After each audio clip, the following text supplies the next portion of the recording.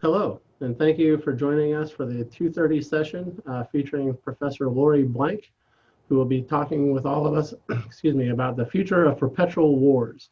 Do warring parties have an obligation to end the conflict? It is my distinct pleasure to be welcoming Laurie R. Blank, who is a clinical professor of law, director of the Center for International and Comparative Law, and director of the International Humanitarian Law Clinic at Emory University School of Law. There, she teaches the law of armed conflict and works directly with students to provide assistance to international tribunals, non-governmental organizations, and militaries around the world on cutting-edge issues in humanitarian law and human rights. Professor Blank is the co-author of International Law and Armed Conflict, Fundamental Principles and Contemporary Challenges in the Law of War, a casebook on the law of war, and the co-author of Law of War Training, Resources for Military and Civilian Leaders. She is also the co-director of the End of War Project, a multi-year project exploring a range of legal, policy, moral, and strategic challenges in ending complex counterterrorism and counterinsurgency conflicts.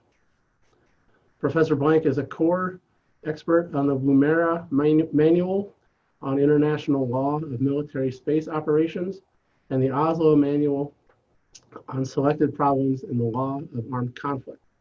She is currently a senior fellow at the Lieber Institute for Law and Land Warfare, the chair of the American Society of International Law Lieber Prize Committee, a term member of the American Bar Association's annual committee to the advisory committee to the Standing Committee on Law and National Security, and the series editor of the ICRC's teaching supplements on IHL. If you have any questions, there will be Professor Blank will be speaking for about 35 minutes, which means we'll have about a 20-minute Q&A session afterwards. If you do have questions, feel free to put them into the chat function on Zoom. And without further ado, I welcome Professor Blank. Thank you. Great, thank you so much. I want to thank the Professor Gibson and the organizers of the Hancock Symposium for inviting me. Sorry we can't all be in person, but I hope we can still have a good discussion nonetheless. So the question that I want to discuss with you all today is maybe not one that would have come up 40 or 50 years ago, or certainly 100 or 200 years ago, although war and rules about war have been around for millennia, really. But what I want to consider here is, if you're fighting in a war and that war is going on for a while, do you actually need to try to end it? That's different from trying to win it. One hopes that if you're in a war, you're trying to win it, right? But you need to try to bring it to an end, right? And so let me set the stage a little bit. Last Friday was the 19th anniversary of 9/11. That means that all of you students, and really anyone under about 30, has no memory of the US not being at war with some group somewhere in the world. That's actually a pretty extraordinary statement, right? If you're under 30, the only thing you know, the only thing you remember is that the US has been fighting in some way with some group, other than Iraq, not really a state, right? Some group, sometimes we don't even know the name of the group, we don't know who the members are all the time, somewhere now for 19 years. That's a pretty amazing thing. So the question is, can this just go on and on, right?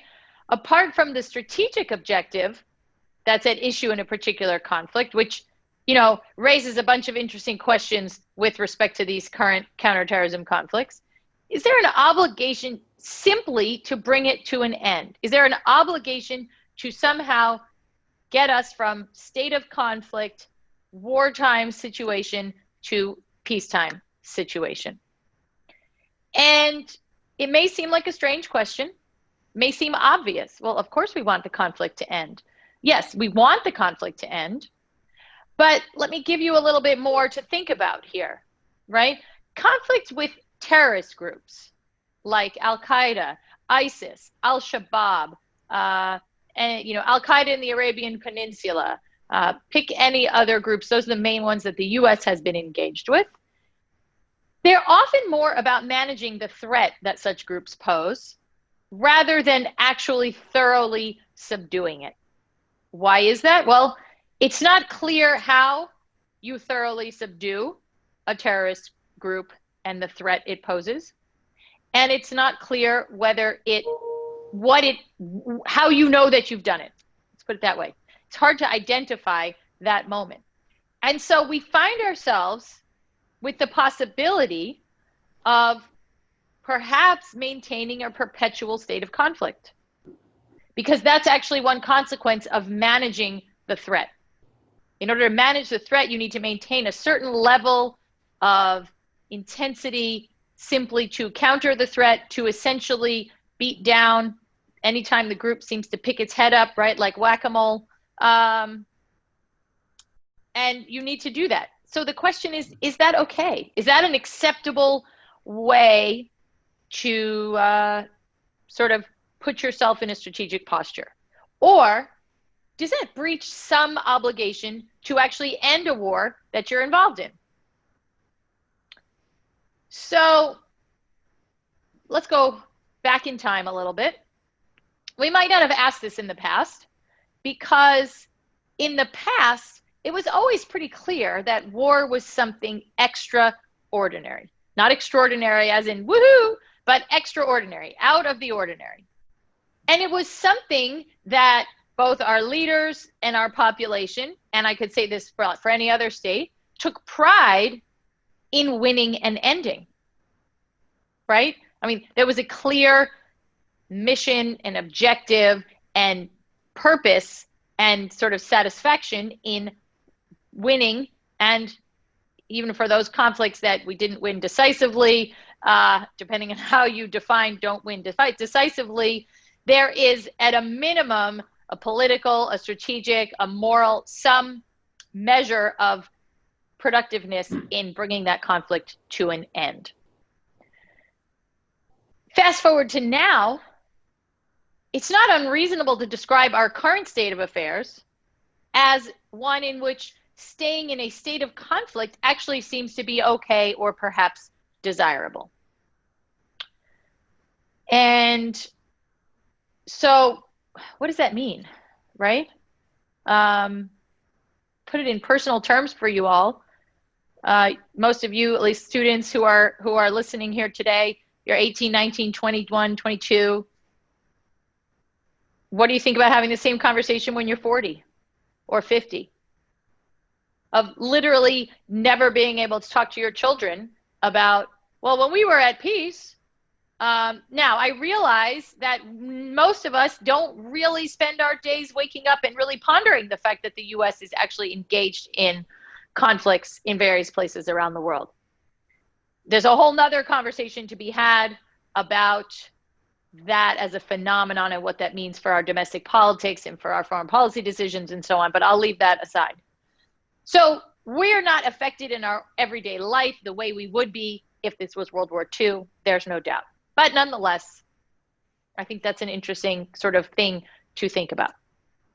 Okay, so why does it even matter? There's lots of reasons why it matters. It depends on your entry point, but I'm going to come at this from the perspective of law and international law, and then I'm going to weave in a bunch of other considerations. It matters because wartime is fundamentally different from peacetime. And you might be thinking, duh, we all know that, right? But consider the fact, what I just said, that our life doesn't really feel that different, right? But as a matter, at a minimum, as a legal matter, wartime is fundamentally different from peacetime. The authorities, the things that you can do during wartime are fundamentally different than peacetime. And so it matters whether we are in a state of one versus the other. Why? How are they different? Well, I'll give you a really stark difference. In wartime, as a legal matter, if you identify a member of the enemy forces, right, a soldier for the other side, a fighter, a militant for that enemy armed group, you can kill them as a matter of first resort. You don't have to wait for them to shoot at you. You don't have to ask them if they're hostile or if they're simply trying to go home at the end of the day or what they're doing. Their very existence makes them hostile. Their very membership in that enemy force makes them hostile and makes them a legitimate target of attack. That makes sense in war because we presume that members of the enemy forces are hostile. They are taking orders from their leader. They are not acting as individuals on their own free will. They are acting as part of a collective, a corporate entity that has a shared mission and that follows orders. That's what our military does also. And that's why our military are also legitimate targets all the time once we're in an armed conflict. In peacetime, I don't know about you, but I don't want to live in a peacetime society where just because our state authorities think somebody looks problematic, dangerous, they can shoot them as a first resort, right? Not absolutely necessary, not after this or that, but just on site. I definitely don't want to live in that place. I don't think any of you do either.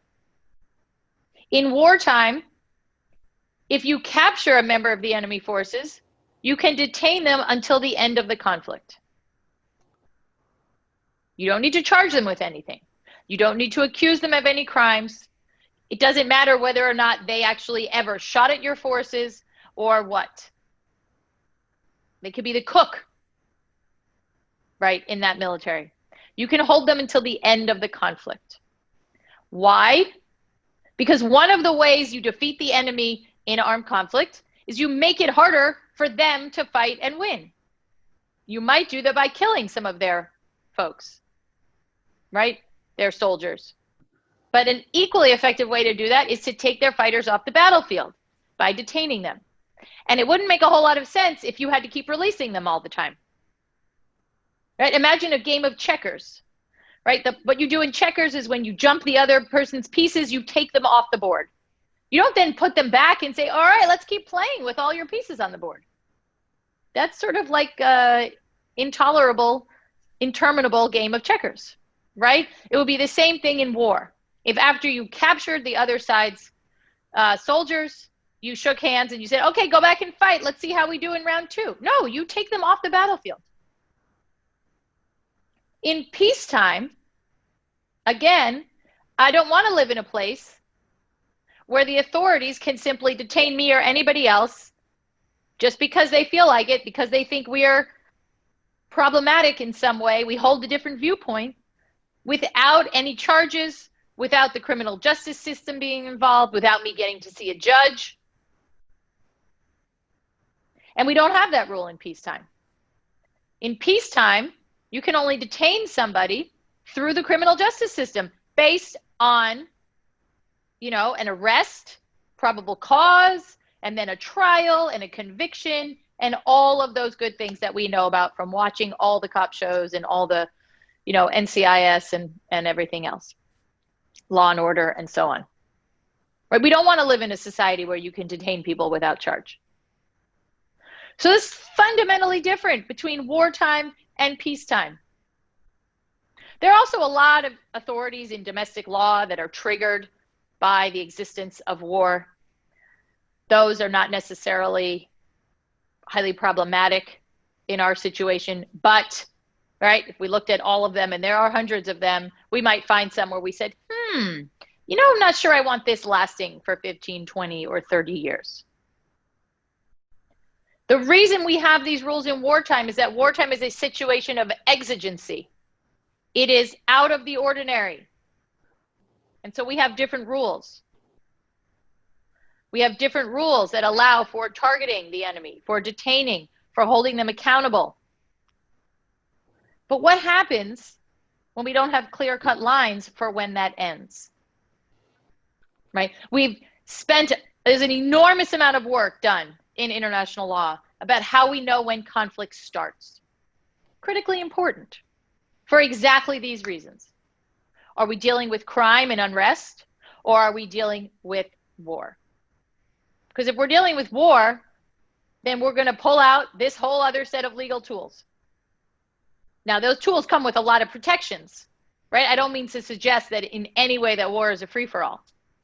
There's a whole lot of rules that protect people during wartime. But I'm highlighting these differences in order to show why it matters that we can cabin the space of war and separate it from peacetime. Another reason it's important is to think about the importance and the impact of rhetoric on policy and politics.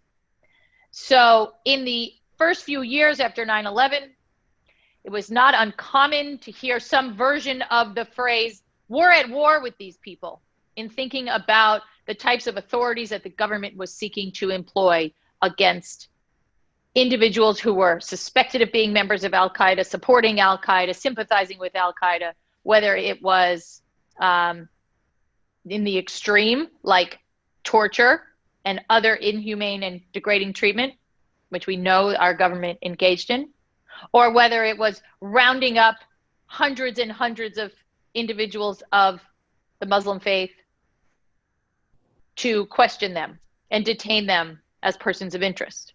Or. We can keep thinking of other examples. Whether it was arguments that, okay, well, when we arrest someone we think might be a terrorist, we don't have to read them their Miranda rights, right? You all are familiar with your Miranda rights. You have the right to a lawyer. You have the right to remain silent, right? If you've ever watched any show that involves any arrest at all, you've seen them. Well, there were arguments being made that if somebody was a suspected terrorist, we don't need to read them their Miranda rights. What was the argument at its boiled down? We're at war with these people. We can do what we need to do. So the rhetoric of war is also extremely consequential. So all this kind of is a reason, right, as a reminder of why this sort of constant, low-level, simmering, but always in the background conflict with different terrorist groups is problematic. It's problematic that we're not sure how and when to end it, right? And so gets me thinking, well, is there something we can point to that says, hey, you know what? You actually need to try to end it. So that's the kind of question that I want to think about today. So we first need, in order to think about the end of war, we need to think a little bit about what war is, right? So we know what we're trying to end and what it means to end it. So we can think about war as a political construct, right? And it's basically, it's a military struggle against an enemy. It's a very simplistic way of describing it, but it works. Legally, right, which is really actually, I think they're both important in this context, but legally, right, there's a whole framework for how we understand whether or not there is an armed conflict going on. It's the word the law uses instead of war, because the word war is fraught with politics, right? Countries used to just say, oh, well, we're not at war. We didn't declare war. We call this a police operation. Any number of different excuses. Those can be used both in the international space or in the domestic space. So when Japan invaded Manchuria in the 1930s, they said, this is just a police operation. We're just cleaning up law and order here. Well, by any measure, it absolutely was war, right? But they essentially evaded, or tried to, they failed, but they tried to evade the application of legal rules for wartime by saying, nope, we don't call this a war. We see this in US domestic law. Some of you may have studied the Korean War. Well, when I was a kid in school, we didn't call it the Korean War. We called it the Korean Police Incident. Same kind of thing, because domestically, in terms of you know, constitutional law and all these things, it was just easier if you didn't call it war. You didn't get worried about whether the executive branch or the Congress had authorized it and who had the rights and the obligations and so on. And if you just don't call it war, then it's not such a big deal. Same thing with the War Powers Resolution today. It talks about whether our troops are entering into hostilities. Then we have arguments about what are hostilities, right? So we can argue about any word for any length of time. It's kind of what lawyers do. It's one of the, you know, sort of side, I don't know if it's a benefit or detriment of going to law school, is that you essentially learn the skill of, give me a word, now I'll argue about it for both sides for you for as long as you want. It's like a little party trick. So we have legal rules that say, you used to be at peace. Now this has happened. You're now at war. And because you're at war, this whole set of rules applies. So when you read about war crimes, when you read about the Geneva Conventions, when you read about all the different rules that apply, those rules apply because we have stepped through the legal door that says war in an armed conflict. That can happen either because two states engage even at a low level in some type of fighting, or when we get into the murkier context where we're not talking about states fighting, but we're in this space that I'm talking about now it gets a little bit more complicated, right? We need to know that this other side we're fighting against has organized itself into some coherent fighting force, and that there's a certain level of intensity of the violence. Why do we want those two factors to be met? Because we don't want to call everything that happens, any kind of unrest, any kind of disturbances, riots, etc. We don't want to call that armed conflict and trigger those authorities, right? So we want to think about the difference, for example, between riots we've seen this summer in various places, protests that we've seen, and something that might constitute armed conflict. Now let me complicate this a little bit more when we think about this challenge of, is there an obligation to end war? Well, we're involved in a few different conflicts. We've got Al-Qaeda. We're fighting in Afghanistan against the Taliban. We're still in some way fighting against ISIS. That seems to be winding down, except then you read that ISIS is reconstituting.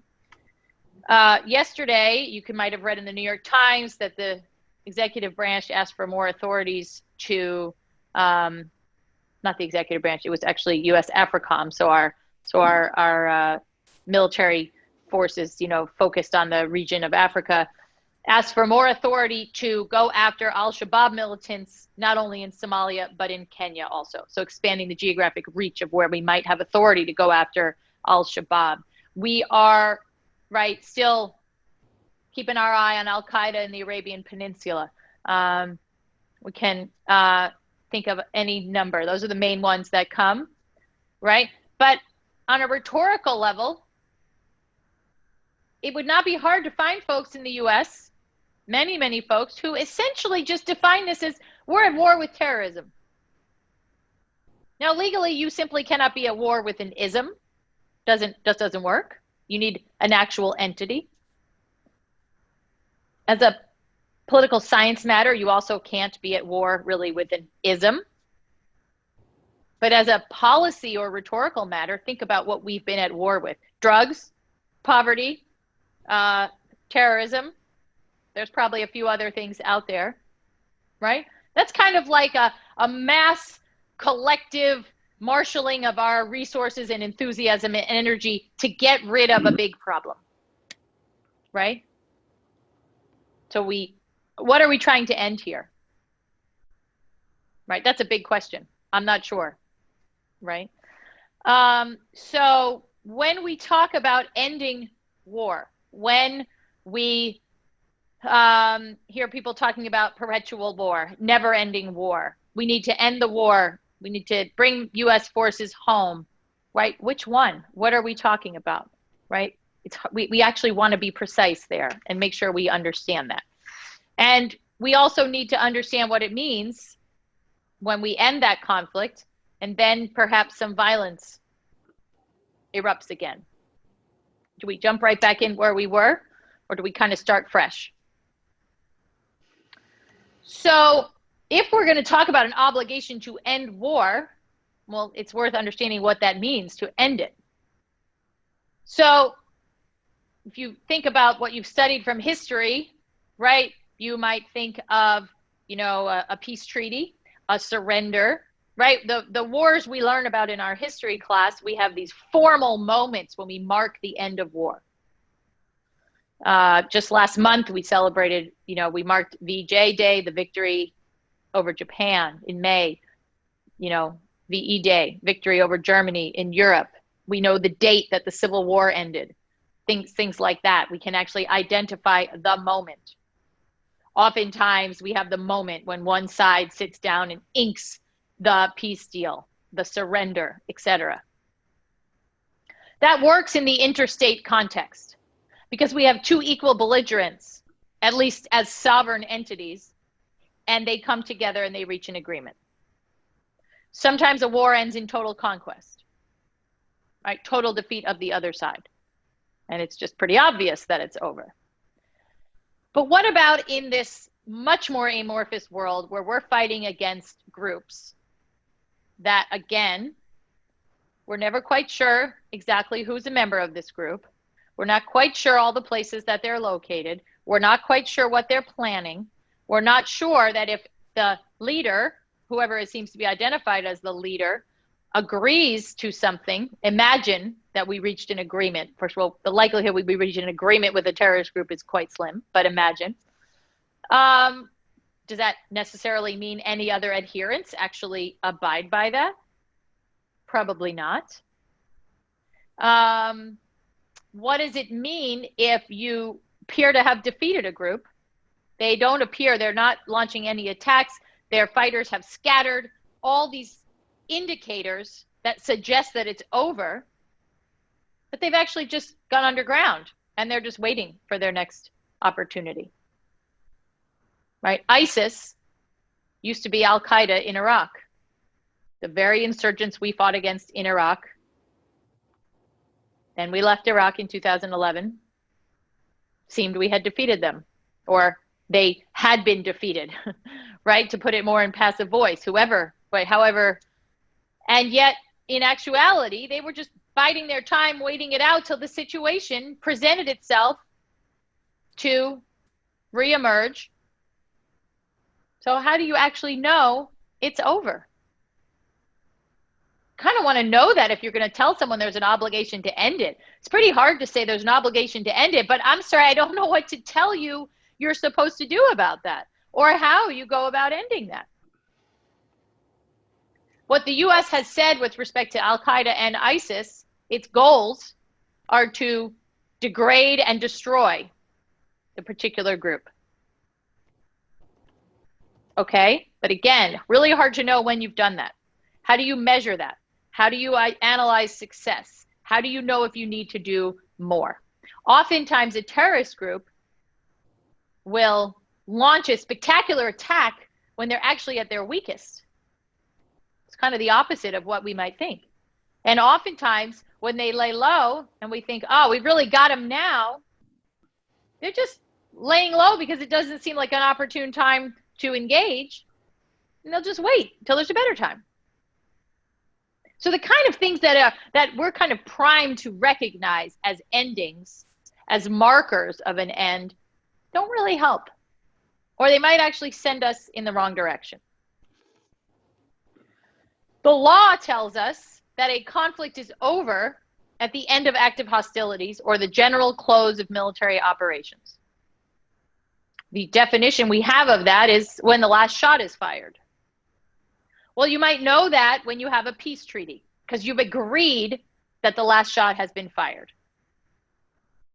Right? You've literally sat down and said, I'm not going to fight anymore. The other side says, I'm not going to fight anymore. You sign, you shake hands or wave or bump elbows, if, you know, in the COVID world, if we were having a peace treaty, whatever it is, and you've made an agreement. How do you know the last shot is fired with a terrorist group? Beats me. That's my answer to that one, right? So it's a challenge, right? Now, let's just add into that mix that from certainly it's not unreasonable to say that from the US perspective, maintaining a situation in which we have the legal framework of conflict provides much greater flexibility in thinking about how you go after these types of groups. If there's no armed conflict with Al-Qaeda or ISIS, right, if we determine that it's over, that there's no more armed conflict, then the next time we encounter one of these groups posing a threat, right, we now realize, okay, nope, Al-Qaeda is posing a threat again. We're not in that place where you can use force as a first resort. We now have a more limited set of authorities that we can use. We've also, right, I mean, I'm not saying that that is a reason to maintain it from my perspective, but it's certainly for those making decisions, there's no doubt that any government wants to maintain flexibility. And so there certainly isn't a particularly great incentive to determine that there's an end. The incentive comes from domestic politics, from our engagement with our allies. And at some point, those reasons hold more or less sway, right? As you've seen at different times, in different elections, bringing the troops home might be a really powerful political issue. At other times, it's not. Okay, so is there an obligation somewhere, right? I've kind of put us in a situation of, oh, wow, this sounds like a disaster. So there's nothing in the law of war that says you need to end a war. The law of war is about regulating the conduct of hostilities and protecting people during armed conflict. It tells us how to identify the start. It tells us what the rules are when you're fighting. You know, don't execute prisoners, don't kill civilians, don't torture, don't destroy property unless imperative military necessity, on and on and on. It also gives us at least a hint on how to identify the end, but it absolutely does not say that you must end it. Okay, we can put that aside. If we think about international law more generally, there is no explicit obligation. International law has a lot to say about the start of armed conflict, about entering war, not so much about ending it. So we have an entire body of international law called the jus ad bellum. That's Latin for law before war, the law of entering war, of using force. And it sets out a very comprehensive set of rules, starting with the use of force is prohibited. And then we have a few exceptions. When you can use force, when you can go to war. And it seems that the idea is if we can regulate the start of war, we worry less about ending it. But that leaves us wondering whether these rules that regulate the entry into war and the extent of how much authority you have going into war, can that play a role in bringing conflict to an end? One place we can think about that is the rules on self-defense, which among other things say that if you're going to use force in self-defense, right, you can only use the amount of force necessary to achieve the objective of stopping the attack by the state that has attacked you or the group that has attacked you. Okay, sometimes that is pretty reasonable to identify. With a terrorist group, kind of hard to know. Terrorist groups don't tend to have aims of gaining territory or gaining political control or things like that. They're much more about disrupting. Right? So how exactly do you know when you have stopped, deterred, repelled future attacks? A last couple of things so we have enough time for some questions. One thing that we can think about is that one of the reasons behind the rules in the law of war, the rules for, you know, don't pillage and plunder, don't kill civilians, don't destroy cultural property, don't blow up hospitals, all of these things that are kind of about, you know, basic human decency during war. One of the things they seek to ensure is that when peace comes, it's a durable peace. It's a sustainable peace because the infrastructure of society is still there, because we don't have basically one side going, okay, I can't wait till we have enough new guns so we can go after them after they committed all those atrocities against us, right? We actually want to have a sustainable peace. So since we know that's what we want afterwards, you know, maybe there's a way to cobble together something from that says, well, actually try to bring that durable peace about. But it's not clear how we would do that. So beyond the law, what about morality and ethics? So at a minimum, you might go with a very simple and very reasonable argument that, well, war is bad because people die and get injured and stuff is destroyed. It's just bad. So of course you should try to end it. Of course you need to end it once you are in the middle of a war. Because fundamentally, it involves human suffering. And you can make a ton of different moral and ethical arguments that if you're in a situation that is causing human suffering, you should bring that to an end. Okay, that's not very scientific, but it's certainly a reasonable argument. Another one is to look at just war theory, which is the ethical tradition of governing the entry into war that kind of matches that legal framework.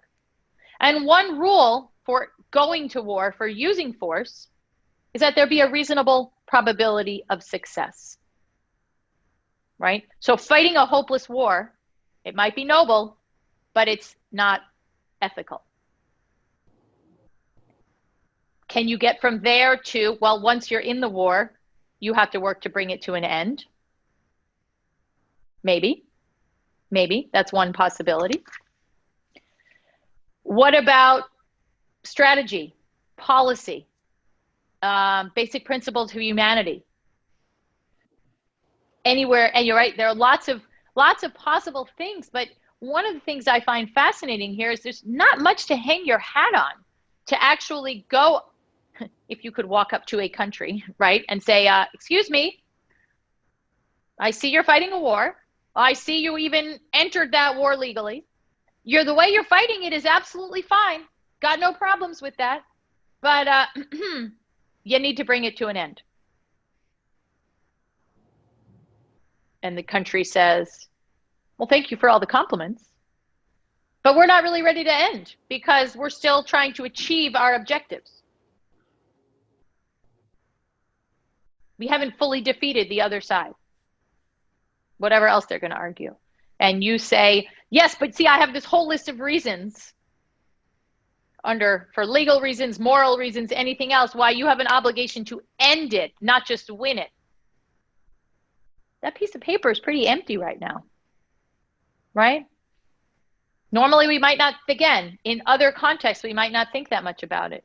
But when we have a situation where strategy actually might weigh in favor of managing the threat, of maintaining this greater flexibility, right, of not trying to fully defeat the other side because you actually may not be able to do that as a factual matter, as a practical matter, but rather keeping the threat at a low enough level that it basically does not disrupt everyday life, does not drastically threaten the security of our country.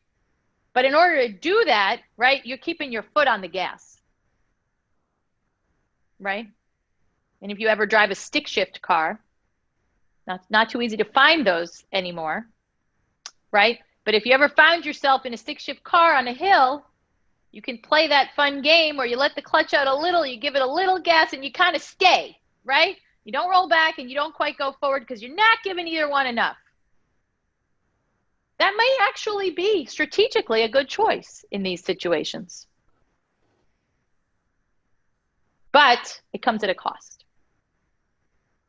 So with that, I'll open it up to some questions.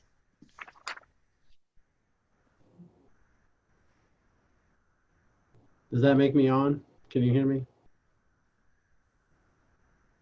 Can you hear me? Yes, yes, absolutely. Okay, I'm sorry. So first of all, thank you very much for a very interesting discussion. I'd like to begin with a question coming from Brooke Thompson, who's a junior security studies major at Westminster, who writes, you talked a great deal about the governmental role in ending wars, but beyond that, thinking more like NGOs, including the military-industrial complex, how might they help to end war or conflict also?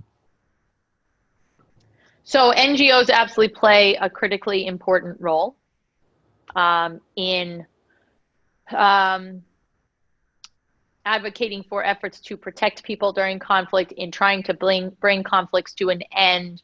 We have different NGOs that come into this, have different entry points, but they're critically important.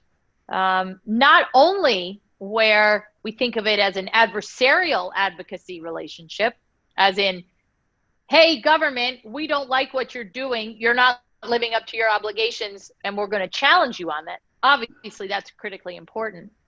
But at a minimum, right, we don't want groupthink. We want different perspectives. We want different reasons, right? Different incentives, different issues coming to the fore, right? And so having a robust civil society is essential in that regard. As for the military-industrial complex, I mean, if I want to be kind of surface level and cynical, I can say, well, the more we continue conflict, the more we need weapons. So why would, any defense companies, et cetera, try to, for them, it's to their benefit if we continue in this posture. I'm not sure that's necessarily correct. Like I said, I think that's certainly like a sort of cynical way of thinking about it. One thing that I didn't mention is, what about Congress, right? I talked about the state and the government as sort of a single lumped together entity. But a lot of the debate about ending conflicts, at least inside the US, is focused on the role of Congress. Because Congress passed the authorization for the use of military force in 2001, which basically authorizes the use of force against any individual nation or organization that planned or carried out or harbored those who did the 9/11 attacks. It was pretty broad. Not as broad as President Bush wanted it at the time, right? What he originally asked for was an authorization for the use of force against terrorists anywhere for any reason.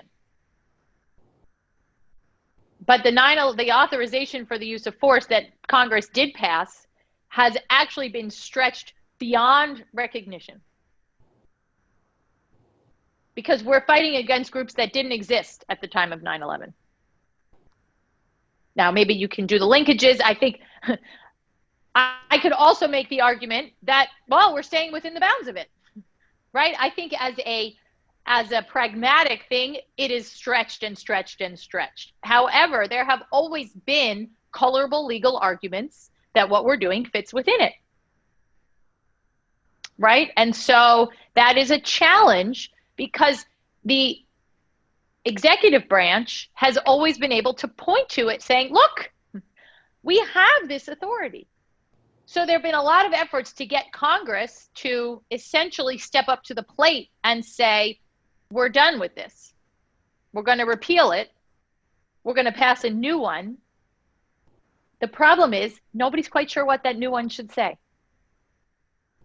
and exactly what its parameters should be. What if you make it too narrow? That's also a problem, right? And so that's kind of where we've been in that regard. So yes, Congress could play a good role here, but Congress hasn't really shown its teeth in the sort of constitutional use of force space in any effective manner in a long time. And I don't, in our current political environment, I think it's unfortunately unlikely that they will. There's other things that are more important for Congress to figure out how to talk to each other about right now. But certainly that would be an option. Thank you. The last two presidents have been elected, at least in part, based on their desires to end endless wars and bring troops home. So with that in mind, Kevin Schulier, who I hope I'm pronouncing his name correctly, asks, how do you balance the desire to bring troops home and have an end over maintaining a large enough force to manage overseas threats, like the remnants of ISIS? And how do you prevent a resurgence like what happened after leaving Iraq for the sake of ending these conflicts? Great questions. So the actual how, right, do you prevent a resurgence? Well, I think on some level, you don't bring everybody home, right? So we can sort of think factually, well, don't bring everybody home, right? Leave some troops there. There were reasons we couldn't leave troops in Iraq in 2011. We couldn't reach an agreement with Iraq about the jurisdiction and the immunity of U.S. forces from Iraqi law and Iraqi courts, and no U.S. president wants to leave troops in a foreign country where they are going to be subject to local law. We always negotiate various sets of agreements in that regard. There were other reasons as well, but that was certainly one of them. But we see the way I would answer these sort of couple of questions together is that what we really lack is a nuanced conversation and the ability to have a nuanced conversation. So instead, the conversations we have are, we're going to bring all the troops home, end the war, blah, blah, blah. Okay. But it's not as easy as that. It's not as easy as we're fighting against this identifiable enemy, another state that we can form an agreement with, and we can stick to that agreement and feel fairly confident that they will stick to that agreement. It's like the total opposite of that, right? That has a lot of clarity. We have very little clarity. But it's not productive. Well, I mean, it would be productive. We don't live in a political space domestically in our country right now where there's, a good space for that type of productive conversation to say, I want to bring the troops home. That's my goal. At the same time, we need to maintain some presence in order to achieve this. We've kind of lost our ability to have those nuanced conversations. And so what has happened is the sort of game of, well, I'm going to end this war. Okay. Except for the fact when I see a threat that I need to deploy the military to, of course I'm going to do that. But have I now gone back on my campaign promise? Or, right, all these different things. And so it is quite difficult. We have, since the end of World War II, we have had troops in various places around the world as a deterrent, right? As a way to make sure that we are able, whether it's to defend our allies or defend U.S. interests or any number of things. Now, that's easier said than done when you're having them based in countries where you reach an agreement. That's very different from saying, let's leave troops in Syria that doesn't want our troops there, right? So it's not like we have an agreement to do that. But there you see an example of this problem, right? We're going to end the war with ISIS, we're going to bring the troops home, etc. Okay, so now we try, the president starts drawing our forces down somewhat rapidly. But ISIS is not done. And the more we draw down, the more space they have to reconstitute, right? Like, you take some space out, the water fills it, or the air fills it, however you want to think about it, right? And so in essence, right, you can't do this in a vacuum. So then what do? Well, we don't actually bring as many home as we think, but the administration doesn't actually want to say, we've changed our mind, we need to leave more troops there. So now they come up with reasons. Well, we're defending the oil, we're guarding this, we're guarding that. That opens up new questions. Can you leave troops in another country to guard oil facilities? I don't really think so, right? So you keep getting tangled up instead of having sort of the more mature, sophisticated conversation that unfortunately seems to be absent from our political discourse these days. Thank you very much.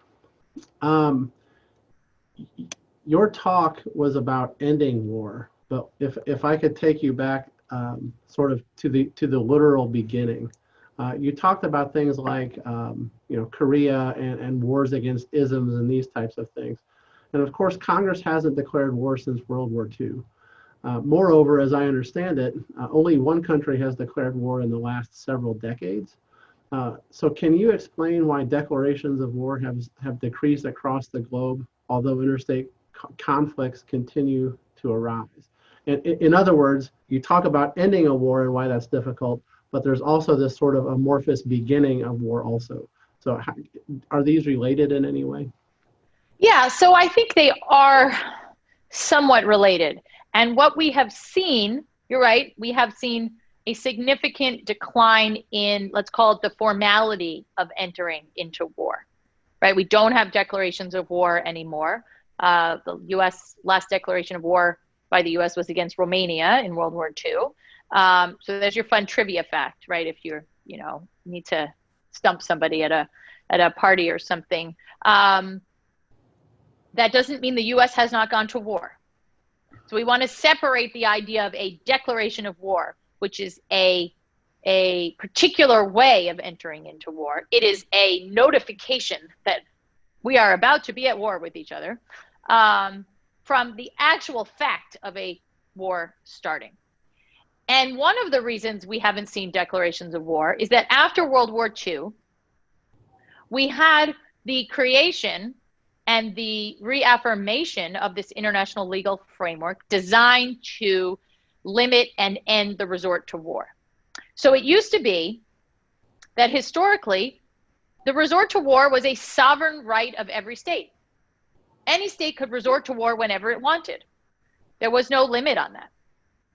And then, over time, and particularly early in the 20th century, we see efforts to restrict the resort to war.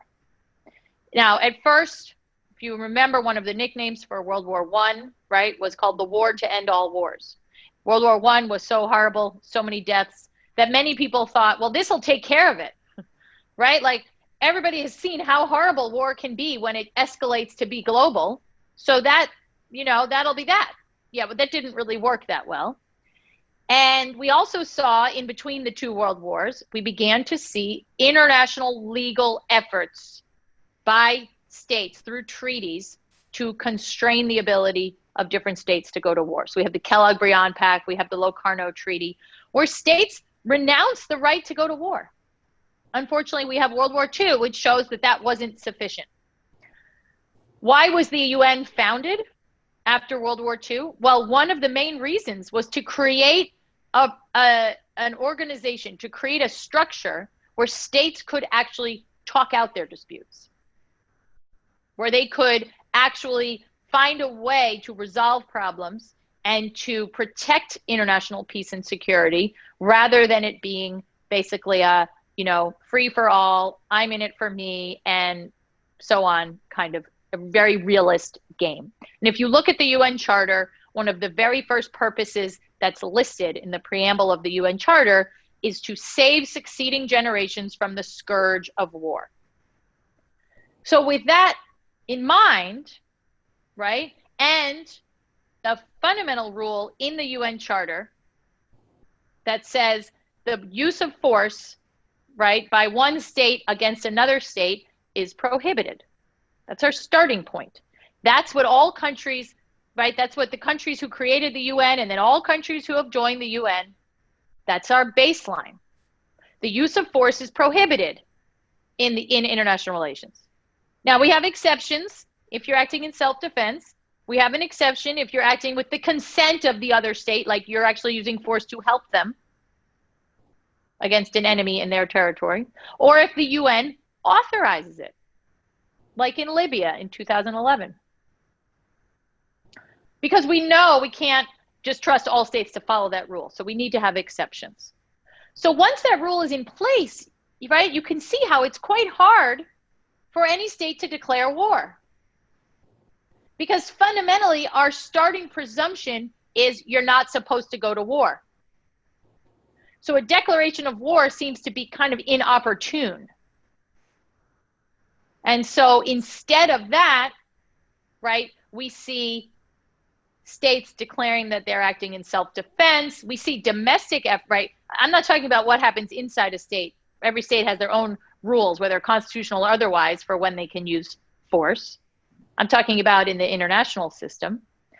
And so because entry into war is so disfavored, we basically see no resort to that public declaration that we're going to war. So that's one thing there, right? But we have rules about when you can go to war.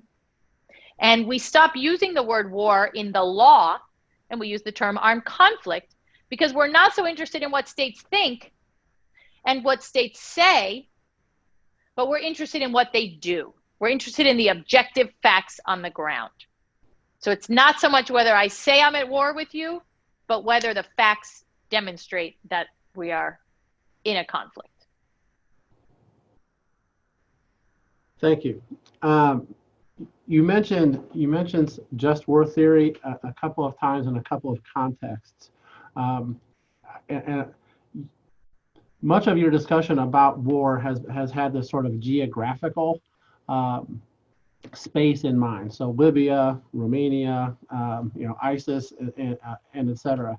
But as we see new frontiers for war, cyberspace, literal space, the creation of Space Force satellites that China may be using and that we're going to end up trying to counter, and I mean all the stuff, I guess, is what I'm getting at. How does just war theory apply in cyber and other types of spaces beyond Terra?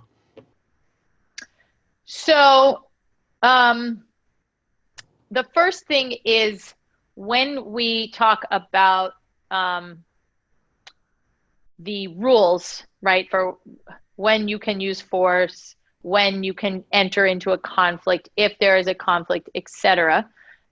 We tend naturally to talk about it in words that make us think of geography, because we talk about countries, right? And so you think about, oh, well, it must be happening there, right? But there isn't always a there when we've got cyberspace or something like that. But what we're thinking about when we think about the legal rules or the moral rules, when we think about just war theory, because they're obviously, they operate in tandem, we're thinking about actors. Those actors might be states, those actors might be non-state actors. The rules in terms of the UN Charter framework, right, prohibition on the use of force, etc., they apply to states. States are the ones who make the law, states are the ones who are bound by the law. Whether then they might be reacting to another state, they might be reacting to a non-state actor in some way. So when we think about cyberspace, when we think about space, we've got to keep in our mind, who are the actors here? Who are the actors that the law is acting on, right? That the law is applying to. So let's imagine that China shoots a ASAT, which is an anti-satellite weapon, at a US military satellite. Okay, so we wouldn't be too happy about that to begin with, right? But if they do that, the fact that it's in outer space is not going to determine whether or not there is an armed conflict or whether China followed the rules or didn't follow the rules, etc. What we're thinking about the fact is that China, one state, did it use force? So is that act of firing an anti-satellite weapon at a satellite, is that using force as understood in the international system? That I gave an easy example. Yes. Okay. Did it do it against something of another state? Yes, a US satellite. The fact that that satellite is not on US soil at that time doesn't matter. It still belongs to the US. It would be the same as if they fired a missile at a US Navy vessel out on the high seas, right? We would say, that is US. You better believe that's US. I don't care that it's sailing around in the oceans. Cyberspace gets actually harder because we can't see anything, right? Satellite is like an object we can point to. Cyberspace, much harder. But what is it? Let's say that, again, China, or make it North Korea, since they like to do a lot of cyber hacking and stuff. Let's say that North Korea inserts some type of cyber thing, malware, worm, whatever, pick your poison, so to speak, into a US system that causes not just, you know, it to get mucked up and it's a ransomware attack and all of that. But let's say that it actually causes something to blow up, right? So something actually goes boom. Nothing actually came in and caused it to, nothing exploded it. Like there was no kinetic attack, no missile, no bomb. But the cyber action that was taken caused something to go boom. We would consider that a use of force, right? Most cyber stuff doesn't rise to that level, right? But so we're not so much thinking about where, we're thinking about who and what. And that's not always easy, right? Cyber, it can be hard to figure out attribution. It can be hard to figure those things out, potentially even in space. Then we get questions about, does it rise to the level of an attack of a use of force? So what if you dazzle a satellite and temporarily, you know, cause it to lose its functionality? Okay, but then it starts working again. What if you permanently cause it to lose its functionality? It still looks like a satellite. It's actually physically there. It's just blind as it's looping around the Earth. Have you used force as understood in the international system? So in both of those areas, we have to take like our innate sense of these things from Earth and the physical realm and try to analogize in a lot of situations. Thank you. At this point, we need to wrap up, but I want to thank you very, very much for providing us with you know, a great deal of food for thought, a great deal of information that we can analyze and critique and continue to ask each other and perhaps you if they opt to send you some emails. But on behalf of the Hancock Symposium Committee, on behalf of Westminster College, and certainly on my part, thank you very much for participating. I really appreciate it. Thank you very much, Professor Blank. Thank you very much.